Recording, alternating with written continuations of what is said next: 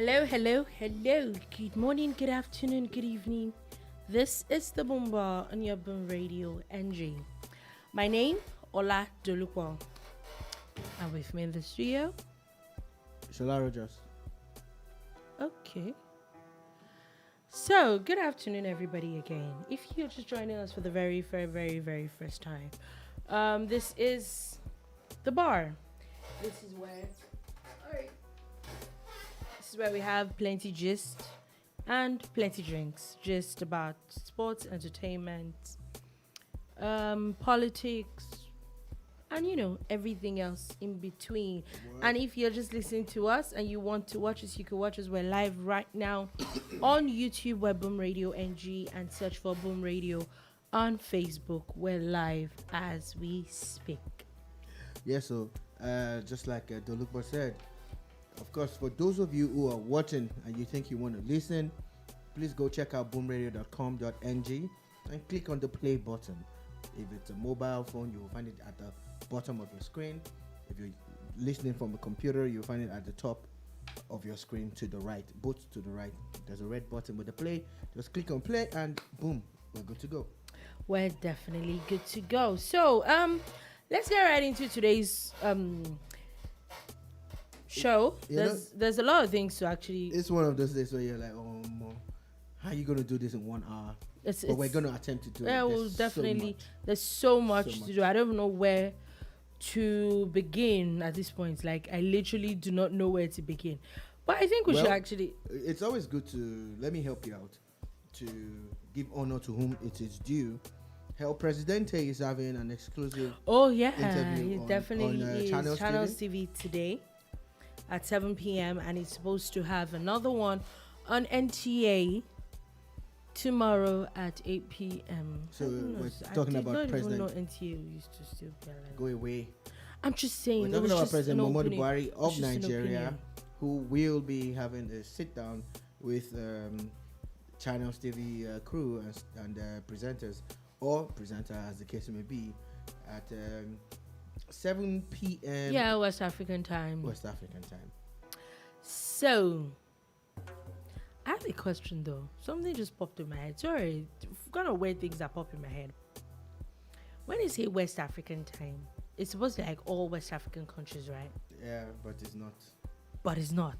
Yeah, because the equator is directly on Ghana. So exactly. I'm wondering, like, so why do we call it West African time? There's a 1 hour difference. Yeah, why don't we not just call it Nigerian time? Well, because nobody has called it Nigerian time yet. It's Nigerian time. I'm calling it Nigerian time. I used to write that a lot, but people would ask me what Nigerian time was. I'm going to start calling it Nigerian. 7 p.m. Nigerian time. I'm going to find out what it is. I said what I said. Moving on. Okay, so since we started with that, I think that it's just cool if we just continue with the president. As there's news on the president as well, where the president has come out to say that state policing is not an option in Nigeria, at least. I think while he's still president, let's put it like that. Everything speaks to restructuring and reorganizing the contraption called Nigeria, the country called Nigeria, the vehicle called Nigeria. None of this is derogatory in my own book. I'm just trying to describe the different things what that Nigeria is. So what it really means is that Mr. President is hinging his refusal to endorse the creation of state police on the way governors in the past and in the present day they just treat everything have, majorly reacted to the powers that they have. He used the local government as a reference point. Everybody knows that local governments in Nigeria is in the pockets are just of the state mere government. appendages of the state government, and they're not supposed to be. The local government, in an ideal world, is supposed to be the most important government or arm of government. In an ideal world, in an ideal world, that's where all the action should be. That's where all the development should be at, because that's the closest government to they're you. actually the widest. The road in front of your house, if you do not live on the freeway, for those of you who live off the freeway, it's most likely a local government road. the school that your child goes to, if it's a government-owned school, is most likely a local government school.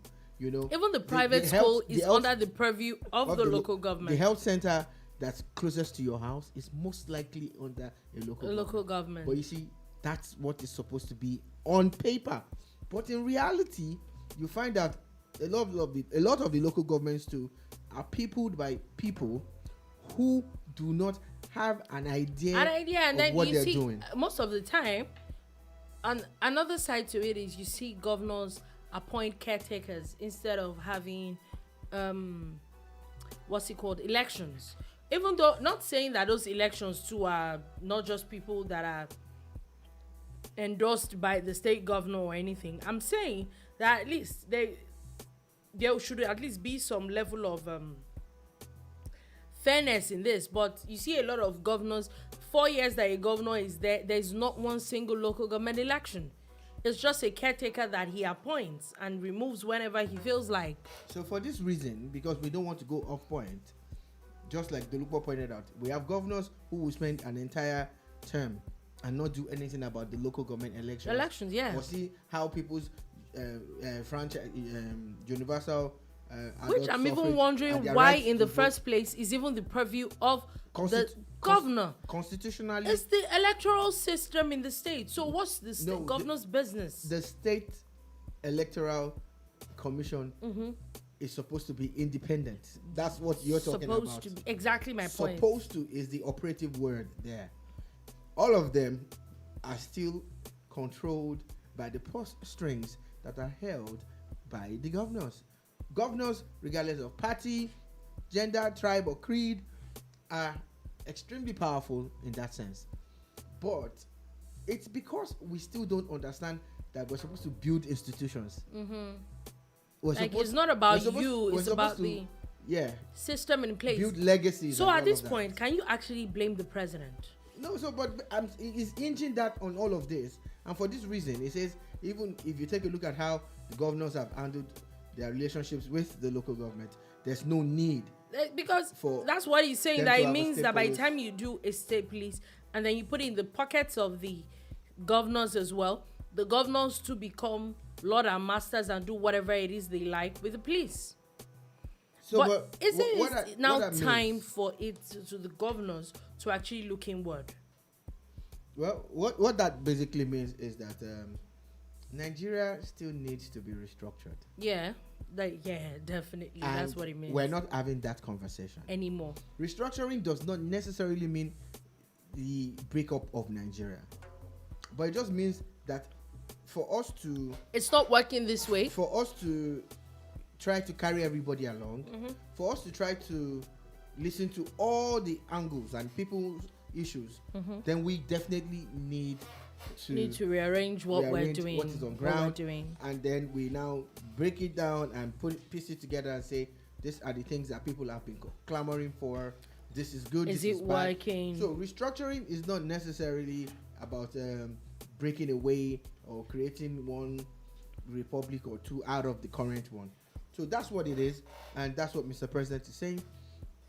But you see, I'm torn because I know that the federal government might be doing what they think is a lot in the area of policing, but it's far from enough. We have a police force that still needs reorientation. Oh, I even think a police force that they need a complete overhaul. We have a police force who only recently had an audit report that showed that over 100,000 guns and other... I don't like these things that you say. I don't like these things that you say. Excuse me. Go ahead. I do not like these things that you say. Go ahead. They said 178,000 is a far cry. Is it over 100? Excuse me. Is a far cry from over 100. That's closer to 200,000 than 100,000. If you say over 150,000, I would agree. But when you say over 100,000, I'm sorry. You are helping them sugarcoat it and making it look very mild. Okay, so thank you for being emphatic about the figures and taking it closer to the exact figures, which is good. It's a safety net that I use that never goes wrong. No, this one is not safe. This It is, safety net it is is. making them I didn't safe. go wrong. It's making them too safe. Who is them? Who are them? The police. Okay, so now that Dolubo has established that, what we're trying to say in essence is that we're under policed. Even the current crop of policemen need to be trained and retrained. We're not going to forget the NSAS protest so soon, even if it got derailed and all sorts of things happened in and around it. The truth is, police brutality is a clear and present danger. Danger, of It course. still lives with it us. happens. It happens Not every single everybody day. is looking forward to driving out, especially at night, not because of bandits, but because of police. You're afraid. Police, yeah. You know, so these things are still there, but we need to look for a middle ground. We need to look for a way, you know, to work on our security, especially the police. And talking about the police, yeah, and state policing and governors and police. The governors of the southwest states have described the issue that happened between the Lagos state governor and a chief superintendent of police at Magodo yesterday, Magodo Phase 2 in Lagos state yesterday, as very, as an unacceptable intrusion. According to the chairman of the Southwest Governors, Rotimi Akeredolu, that we know that when it comes to Southwest issues, is actually a very vocal person. We're talking about how, okay, let me give a little bit of background to what happened. So, yesterday, there's been a lot of rancor back and forth between the Magodo residents and the police, and them wanting some people to vacate. There's a court order to that effect and all, back and forth. And yesterday, the Lagos state governor, which I think it was the right thing to do, it's a state, is under his purview, decided to actually go and see what was happening. Then it was said, I've not seen the video. They said there's a viral video there out where a chief superintendent of police was asked to vacate, and his people were asked to vacate Magodo Phase 2 estate area. And the governor said, and he told the governor that he could not move, that it was under the orders of the Inspector General of Police as well as the Attorney General of the Federation. Yeah, I've seen that video like a million times, but I believe you're still... And so the governors are going on about how do you say someone is chief security officer of a state and he does not have the right to tell just the CSP, when you think about it, to vacate a particular area of his state.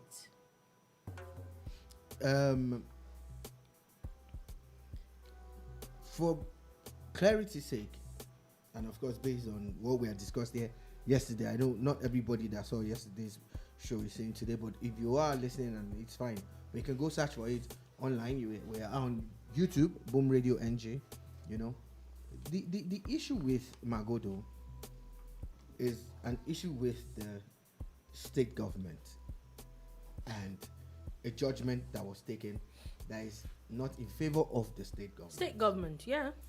And there's been a lot of clamor on the part of the innocent owners of property in the Magodo Estate, who sadly are falling into this trap. They have their documentation, they are not encroaching on land, they didn't buy land illegally, but sadly they are in trouble for this. And because of that, that must have inspired Mr. Governor to go there physically to assuage their fears, to go there to listen to them. A lot of people say he could have handled it differently. We get that. There are a lot of things that could have happened differently.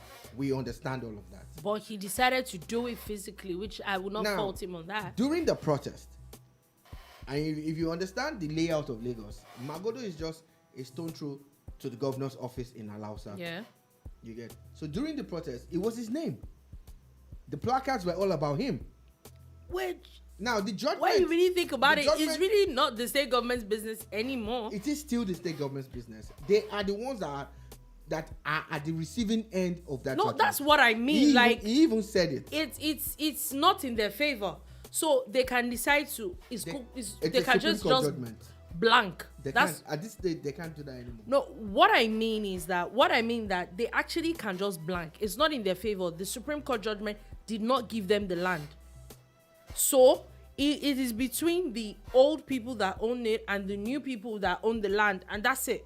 The state government. That's what I'm saying. They don't own the land anymore. They are the ones that are in trouble. Okay. They are the ones that have to solve it. I need to clear this.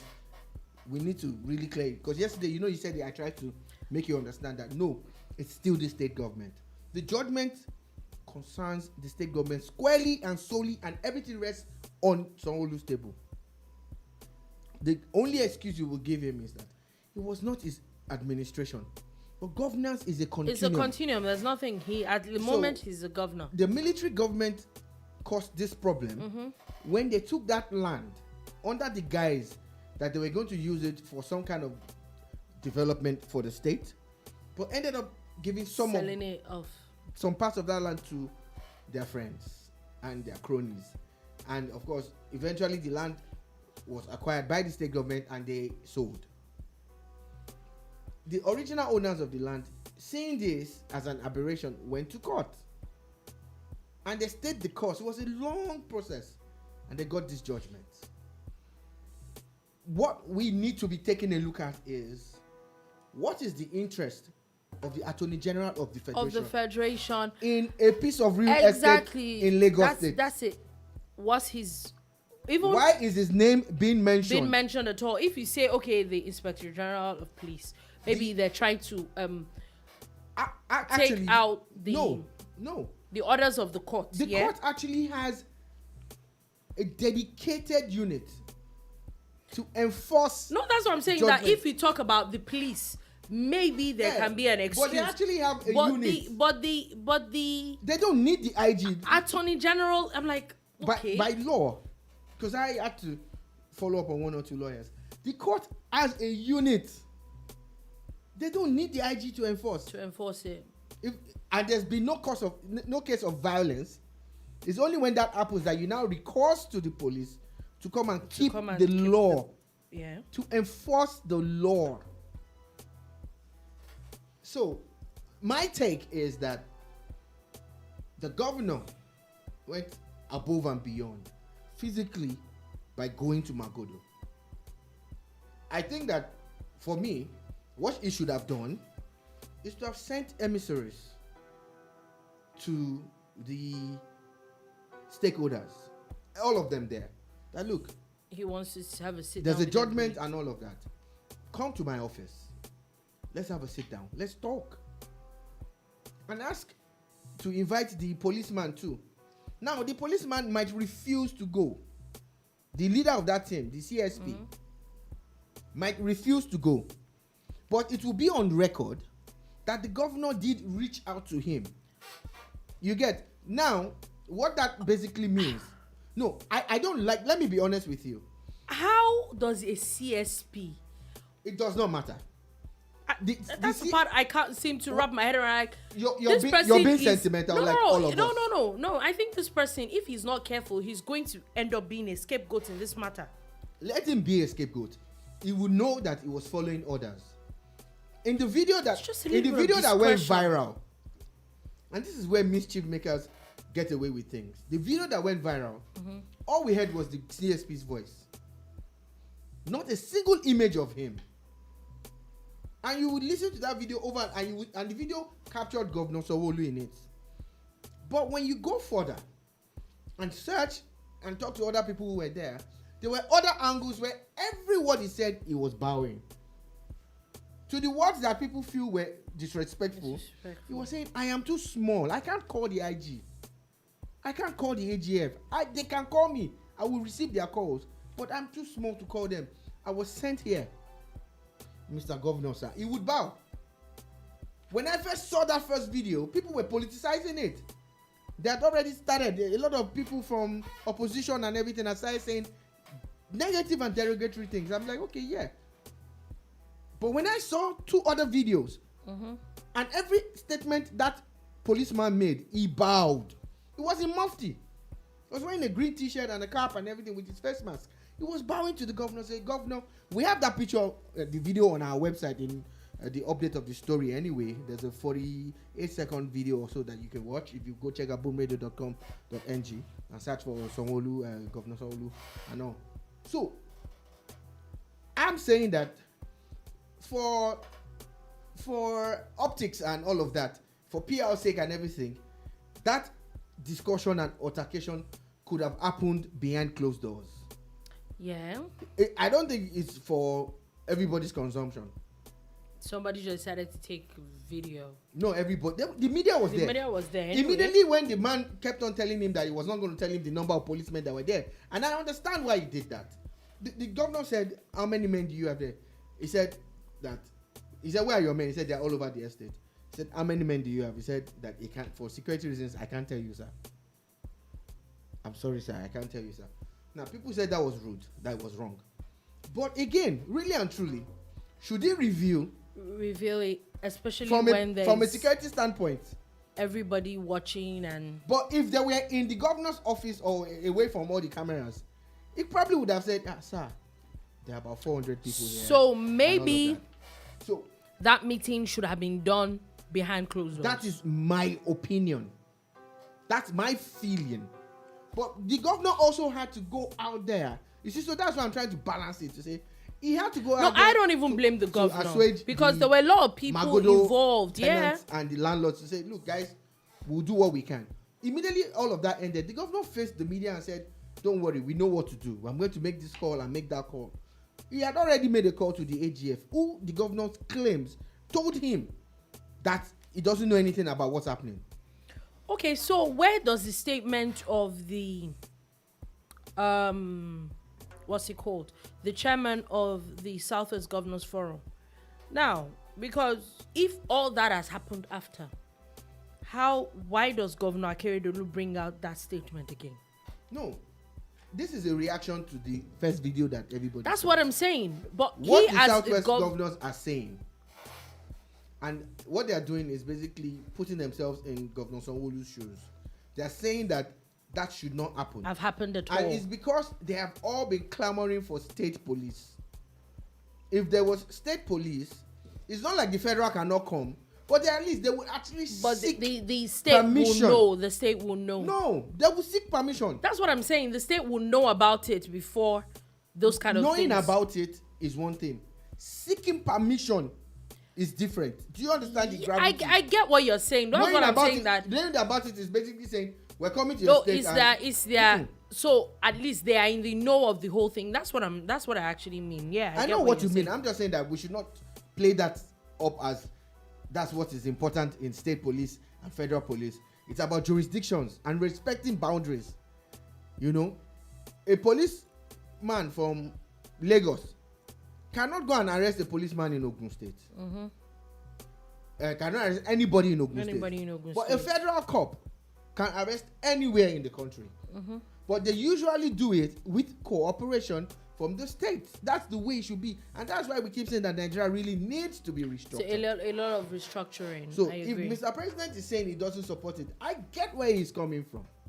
Because maybe the whole local government thing. Look at your estate. Look at the estate you live in. Look at everybody was power drunk. Yeah, I agree with you. So I get where the president is coming from. The bottom line still remains that even if he takes even if he uses the local government issues as an example, it means that also the system that the local government runs right now is not working. That's what which also needs restructuring. That's why Nigeria needs restructuring. You know, so in the Magodo matter, there's a meeting that's supposed to hold today. It's probably in full swing as we speak, most likely. They still need to ask the Attorney General of Nigeria why and the Inspector General of Police why they're so invested. What is your interest in this case? In a piece of land in Magodo. This is not the first real estate matter that. It's not even the most expensive real estate in Lagos. Their neighbors, Isheri, got that same kind of judgment Oh yeah. Barely a year and a half ago. Did the police come to enforce anything? Nobody has done anything. Nobody. The same thing has happened in some parts of Surulere into Mushin. We didn't hear about it. Obanikoro, the same thing. Yeah. So why there Magodo? so much? Why is there something about this? We may never know. We might, but whatever updates from this particular case, we definitely would let you know. And moving still in Southwest, it's official now. Kingmakers have officially announced the next Olubadan of Ibadan as Dr. Lekan Balogun. This was announced by the Osi Balogun of Ibadan land. That's the person next to this new Olubadan, High Chief Tajuddin Ajibola, during a press briefing today. You know, it's funny how something that has worked for so many years, something that is well structured, will always come into a little bit of disrepute when one or two individuals feel a certain kind of way. Yeah, we all cannot agree. The example I'm giving is what happened in America when Donald Trump lost. Yeah. And you know, I think I would agree with that, because it's an institution, it's a system that has always worked, and you juxtapose it with Ibadan. So in Ibadan, everybody knows. It's not. There's no need to speak. The would I say the structure just falls into place. It's less than a week that the Olubadan died, and there is that, and this does not happen in Ibadan. Ibadan is clear. It is clear that we know. Everybody that knows this was who's next in line. Yeah. And the funny thing is, the man next to him. Very admirable, though. Very admirable. Next to the man next in line was not even talking. He wasn't complaining. It's the man next to the man after that one. And you know, the funny thing that amazes me is that, as much as everybody wants to do, everybody wants power, and everybody, because that's the way it looks to me. I'm not wishing anybody bad, but this whole lineage or this whole line of being Olubadan, at least we can count 2, 3, 4, 5 people that never became Olubadan, that died. You're saying 2, 3, 4, 5. No. You know, I keep digging more into it. There are over 4,000 mortgages. Oh yeah. But only 44. No, ever get to that line. Only 44 are captured, you know, as the ones that are potentially going to become Olubadan. But every single mortgagee has dreams and hopes that one day he's going to enter that line too. Yeah. You know, so you hear some people tell you, I'm 63rd in line.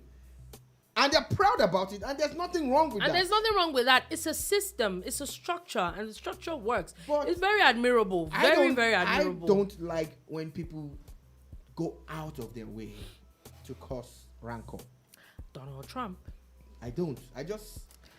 Donald Trump. I just can't stand it. I'm glad that the council now of the top 10 chiefs in Ibadan have spoken. Whoever came up with that, or who are the people that ever came up with that, because this has happened for years on end. And you know, there are systems that you're like that, there's no need to touch it. Why just leave it? Like something that is working. It's amazing. It's a very, very admirable thing. So shout out to Ibadan people, and looks like there is a new Olubadan coming up very, very, very soon. And now, if you're just joining us, this is the Boomba on your Boom Radio NG. You can listen to us on boomradio.com.ng, or you can watch us live right now.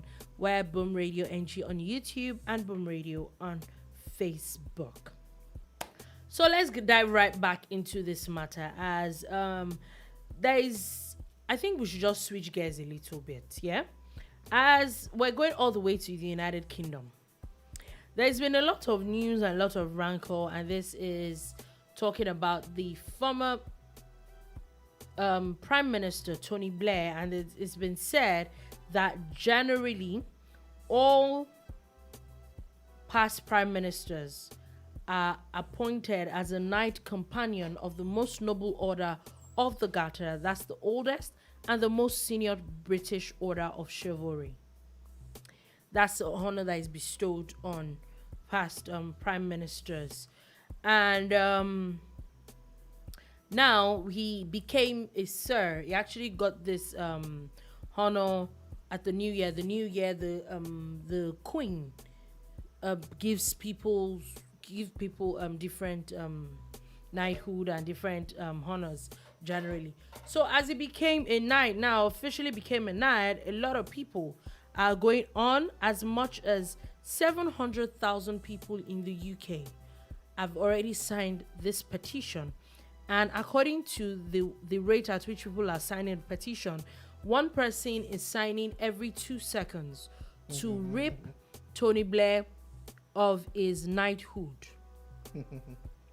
And they're saying that because he's one of the people that caused the Iraqi war and Afghanistan, especially what is happening in Afghanistan at the moment, that he's one of people that made Afghanistan deteriorate to the level and the ruin that they are in at the moment. So he does not deserve a lot of things. A lot of people are saying a lot of things. According to social media, on Twitter, someone tweeted by John McEvoy says, Tony Blair being awarded a knighthood while Julian Assange suffers a stroke in prison tells you everything you need to know about Britain. Why are you comparing Assange and Tony I'm wondering Blair? why. Someone says the concept in Britain's elite holds the public has never been more eloquently expressed than in decision to award Tony Blair the highest order of knighthood. 1 million Iraqis dead, 3 million dispossessed, a trail of blood to 7-7. Rise, Sir Tony. The British Empire has always honored its best killers with knighthood, road names and statues. Tony Blair is not an aberration. And also there was an interview that actually came up now that has been going now, and this was an old interview that Desmond Tutu, late Desmond Tutu, God rest his soul, Archbishop, was saying that Tony Blair needs to face trial over the Iraqi war, and people are saying that they agree with Desmond Tutu and a whole lot of other things that I didn't know you were going to come up with that quote ascribed to the great Desmond Tutu, Nobel Peace Prize winner, amongst other things. I was just actually going to ask. Peradventure, of course, we know that African countries are not perceived to have that much power. But peradventure, an African country comes out to accuse maybe another African country of having some kind of weapons or orchestrating something, and that they have proof. Then they, with another ally African country, overrun that country that they accuse of having weapons of mass destruction or whatever. Overpower the country and find out that they don't have those weapons. What they say? What will happen to those African countries that did that thing? What will happen to the leaders of those countries? Are they going to be getting knighthoods, or would they be at the World Court now in the Hague? At the Hague, they'll be at the Hague, or they'll be in prison already. I still don't get it. Y'all came to tell us that there was weapons of mass destruction in Iraq, and since that time till today, there's no peace in the Middle East or any other part. And it has spread to Africa. Same way they said Muammar Gaddafi had those WMDs and stuff. Yeah. And we come back and find out that Still it's not true. But the people who have it, you can't do anything about them. North Korea, Pakistan, Iran is weaponizing. Nobody's going to overrun any of those countries. Nobody will. Nobody can. So does it deserve a knighthood? In my books, no, it doesn't. It does not. And the only thing that at least I'm happy about, that we're getting to a point where we're finally having these discussions, and it's just not that everybody's just taking it as it comes. It's a lot, but I'm actually happy that we're finally having these discussions. And I'm talking about protests. There's a lot of things that have been going back and forth in the world, as we're going all the way to France, where there's now a lot of protest about what the French president, talked about. Now, it said that during an interview, he had used the word a murder, rooted in the French word for crap. And it is said that he was talking about the unvaccinated. And another statement that he had said was that the unvaccinated, I really want to bug them. And so we'll continue doing so to the end. That's the strategy. In the same interview, he said, I can't force them. In the same interview, he said that he cannot force them. But of course, people have a right to react The way based on perception or interest or agenda. It's all right. But the message is, why are you not getting vaxxed? Why are you not getting vaxxed? And you know, it's this whole issue is really. He didn't mean. I can say that. I'm not a big fan of Sarkozy or what's his name, Macron. I'm not a big fan. But the truth is, why are you not getting vaccinated? Vaxxed? Go get vaxxed. Let us kick COVID to the curb. And talking about COVID, there's a lot of news of COVID, yeah. First things, and people are officially back to banning flights now. Hong Kong, as of today, has decided to ban 8 countries starting from January the 8th. The US, the UK, Australia, Canada, France, India, Pakistan, and the Philippines. They're saying that for the next 2 weeks, they're going to ban them for now to reduce the number of people coming into their country. Even though I thought that WHO had come out to say that it doesn't look like those things actually work. In a way, they don't work. But we all know that when you're in this kind of situations now, you start to look for every and any solution. Containment, however, works when you're trying to battle the spread of a virus and all. They're doing a lot because still right now they said that from Friday they're going to ban indoor dining after 6 p.m. They're closing swimming pools, sports centers, bars and clubs, museums and other venues for at least 2 weeks. All cruises have also been cancelled. Well, everything that has to be done should be done. I do not subscribe to travel bans. I feel that even if we want to contain, we should also allow the freedom of movement